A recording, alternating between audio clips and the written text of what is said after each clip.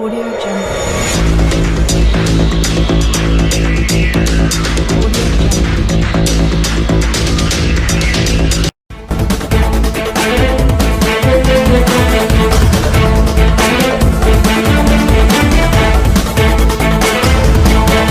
Assalamu alaikum. Hello all my dear students. How are you today?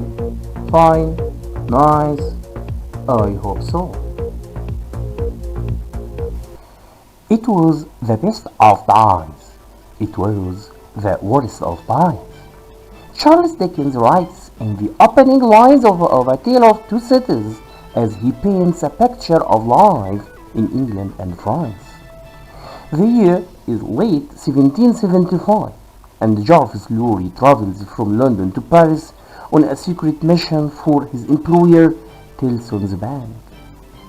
Joining him on his journey is Lucy Manette, a 17-year-old woman who is stunned to learn that her father, Dr. Alexander Manette, is alive and has recently been released after having been secretly imprisoned in Paris for 18 years.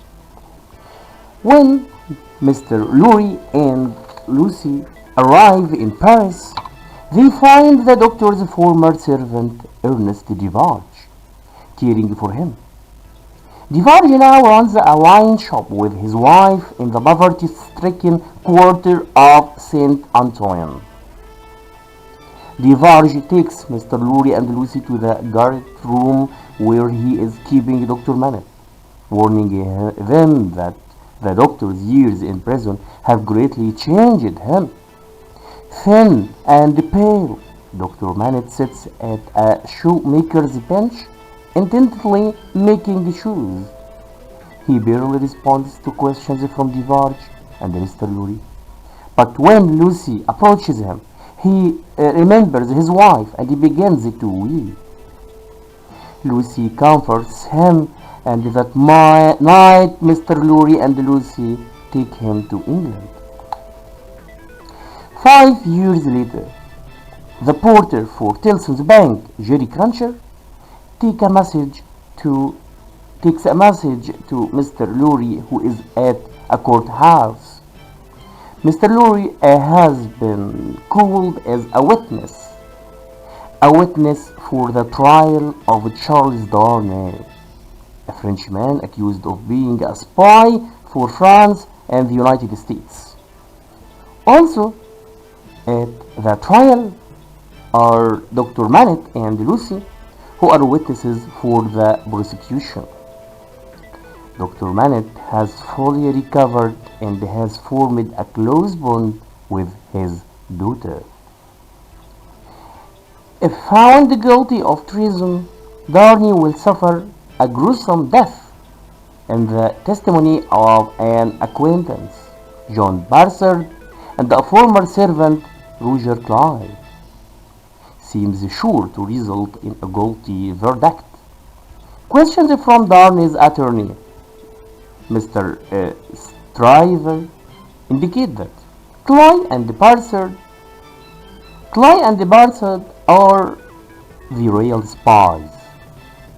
But the turning point in the trial occurs when Sidney Carton, Stryver's assistant, points out that Carton and DrAhmed look alike enough to be doubles. This revelation throws into doubt a positive identification of DrAhmed as the person seen passing secrets, and the court acquits DrAhmed.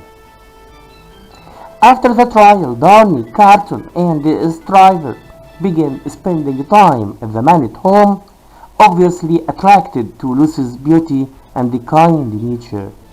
Stryver decides to propose to her, but is dissuaded by Mr. Lorry. Carton confesses his love to Lucy, but does not propose, knowing that his drunken and apathetic way of life is not worthy of her. However, he vows that he would gladly give his life to save a life she loved, and Lucy is moved by his sincerity, and devotion. Eventually, it is Darnie whose love Lucy returns, and the two marry with Dr. Manet's uneasy blessing. While the couple is on their honeymoon, the doctor suffers a 9-day relapse of his mental incapacity and believes he is making shoes in prison again.